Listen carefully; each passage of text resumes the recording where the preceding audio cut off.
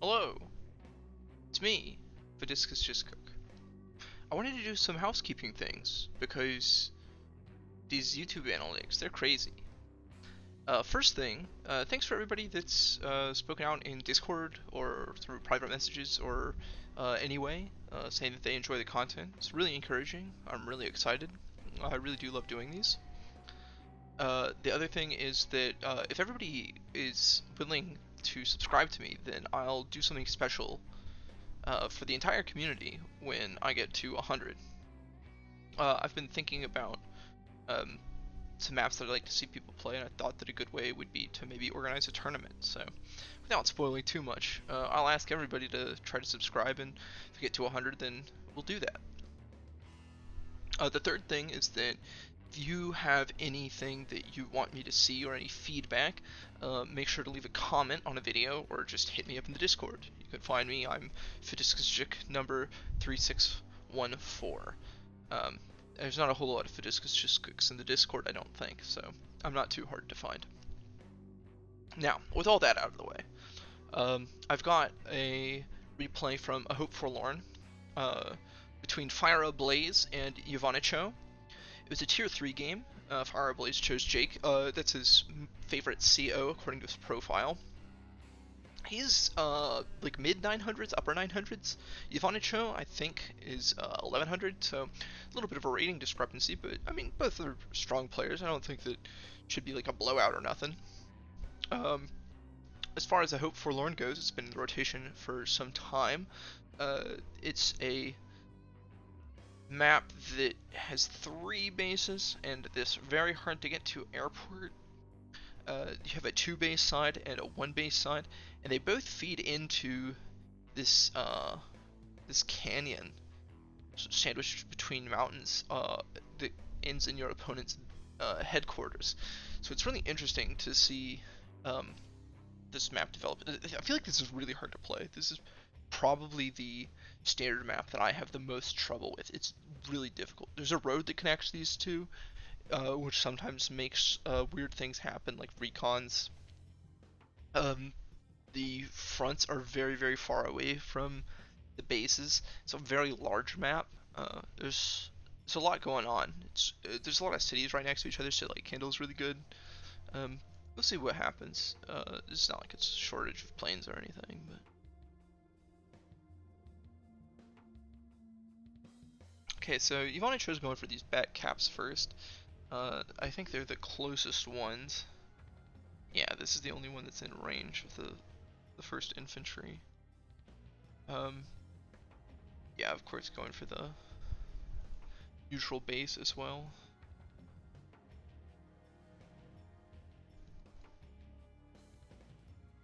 Hold on, what? Okay, yeah, because Yvonichou, I'm so used to player 1 being on like the left side. Aha. Now the replay machine broke.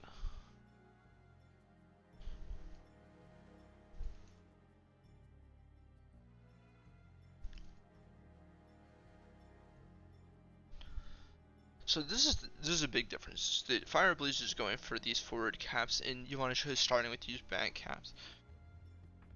I'll have to pay close attention to the income to see what's going on.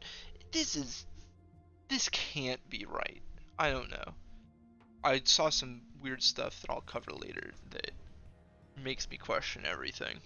But he can't be going for this calm tower. There's just no good reason to do that. What's he doing?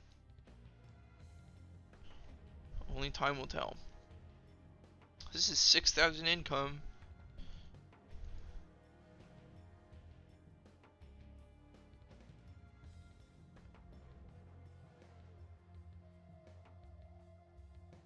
Okay, so that's 6,000 income. I mean, I guess this is just like the first turn advantage counter difference.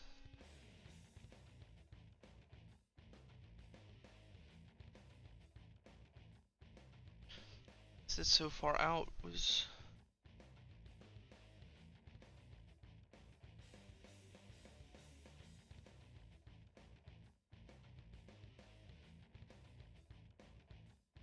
okay. Well, having this tank feels like a big deal. Just Fireblaze could have built a tank if he felt like it. But it feels like all the advantages of going first, Fireblaze is just not participating in.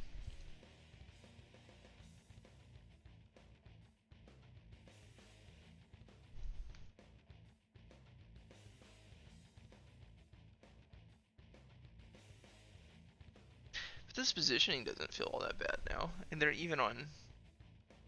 In comes 2 tanks. Okay, and that catches him up in sort of. It sort of catches him up. It doesn't exactly catch him up because the player 1, player 2 difference.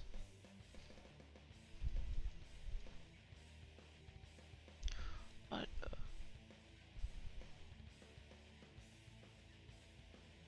yeah, I guess that's all in one movement.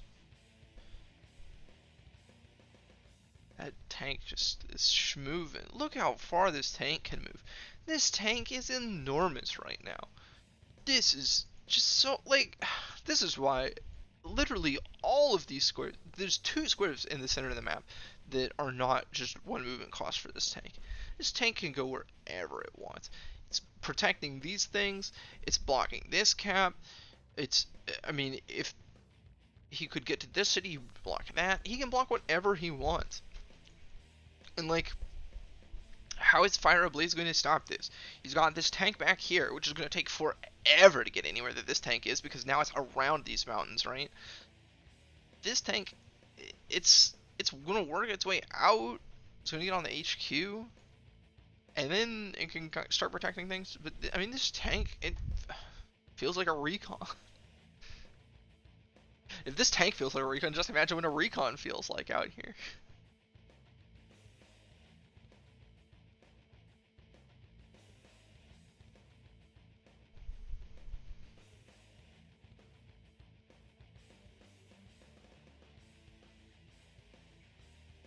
Okay.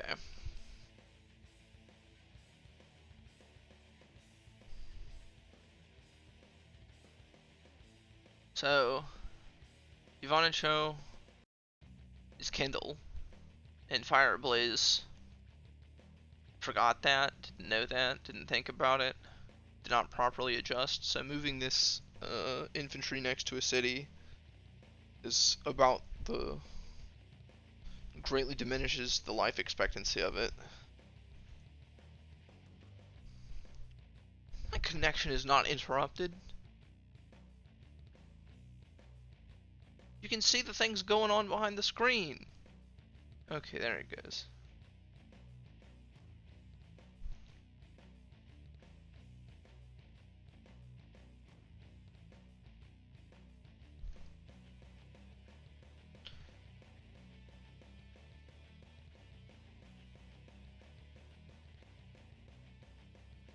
Hello. Replay machine. Replay machine broke. Everybody close your eyes while it reloads so we don't get spoiled on the match. Okay, you can open your eyes again.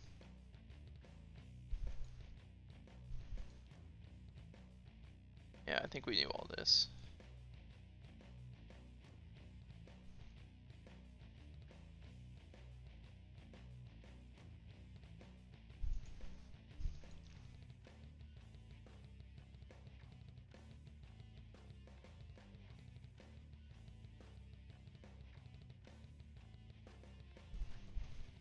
Okay, that's unwise. He can just leave this tank alone. This is... I don't want to be too rough, but this is what I would call like a beginner mistake. I don't think there's any reason to hit this. I mean, especially he knows that there's no other unit that's going to stop him, and he's kind of stopping the retreat, but not nearly enough. Like, if Yvonichou wanted to leave, which I truthfully doubt that Yvonichou does, I think that Yvonichou is totally happy with this tank just sitting here and firing back. Look how much damage it's going to do. They went even here. I mean, there's just no way that this even at best.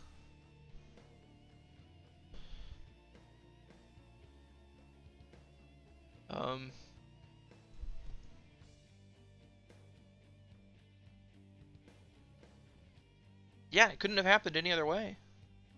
It could have been worse. If this had gotten to 5 HP,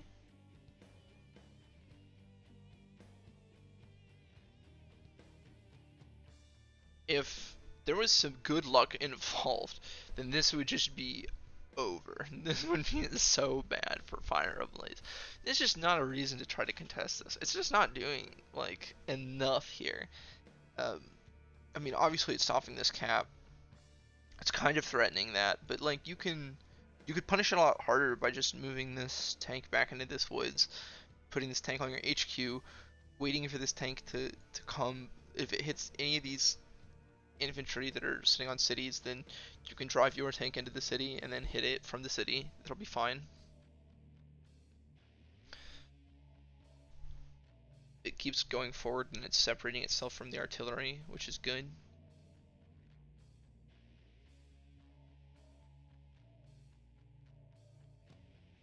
This is just far too aggressive for me.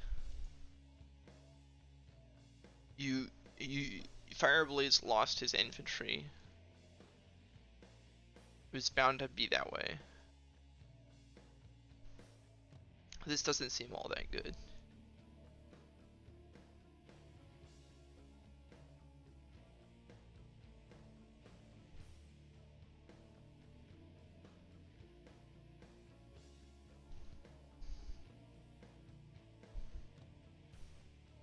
Like, sure, this will be able to come kill it now, but it didn't even. Okay. But he's gotten plenty of work out of it.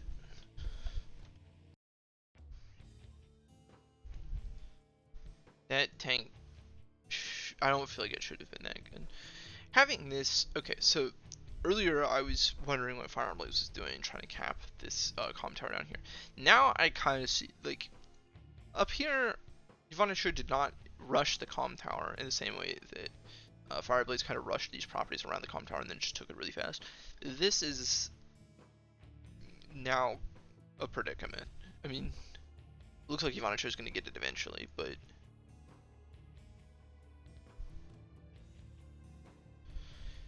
it's at least a pain.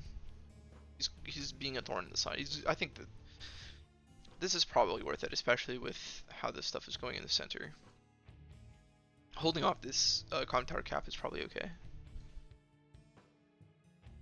even if just for one turn.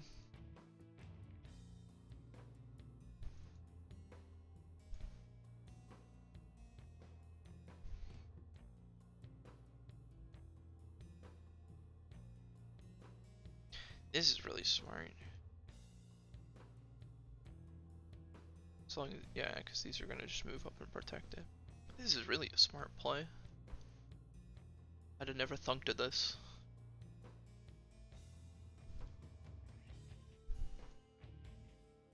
Okay. Probably not worth, but maybe with this, well, this doesn't feel good either because these are too low HP.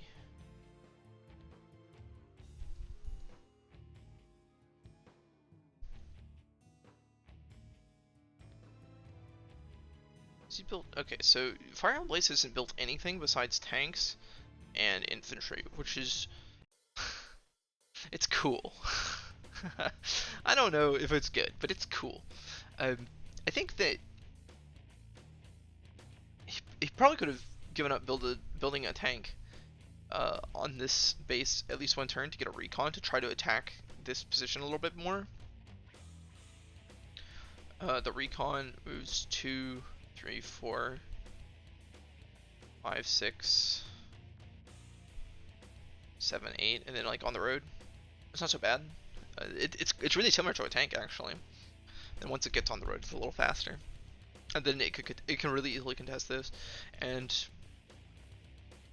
if he had done that, and if he'd done that one thing, and he hadn't kind of wasted his tanks away, he lost a tank. for basically for free and didn't get much out of it. You got, I guess, one tank out of it, but did a tank trade, but it doesn't feel good. This isn't good. It's my professional opinion. It's no good. These infantry are just up here without any help. They're getting mowed down by the superior infantry numbers, and it's not possible for these infantry to beat these infantry there, but it is possible for a recon to beat them there.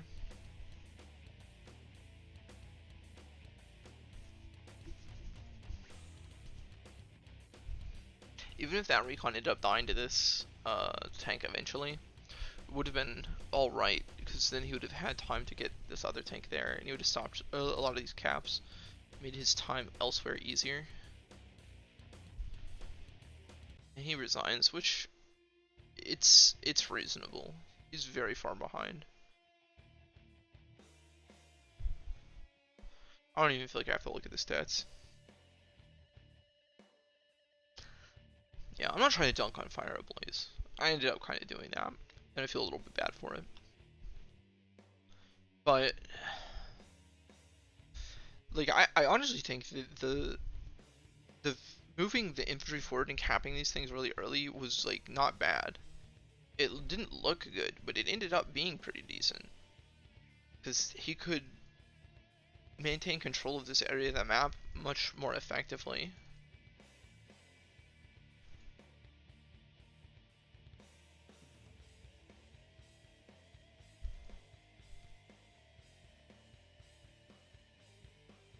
So like I mean, they're very similar in terms, like, he's got 18,000 in total. I don't know. Like I said, I can't calculate this stuff at all.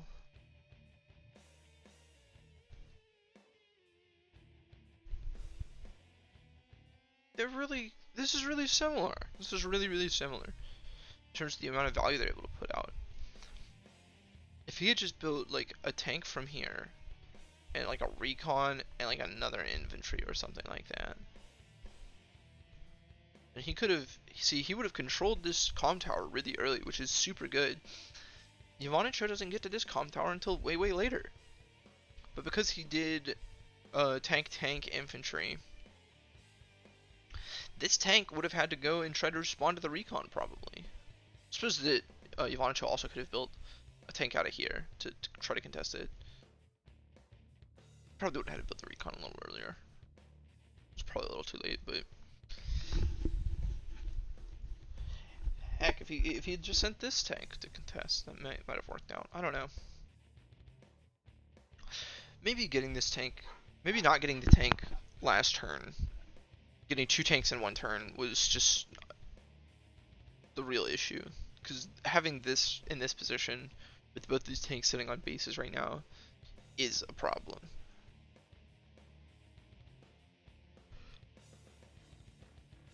It felt like I said, he gave up a lot of the advantages of going first, and there's already ways to mitigate those advantages built into the maps that we play. So it's something to consider. But anyways, thanks for watching. Make sure to subscribe so that we can get that mystery reward for 100 subscribers. Make sure to leave a comment if you've got something cool to share. I'll see you guys in the next video.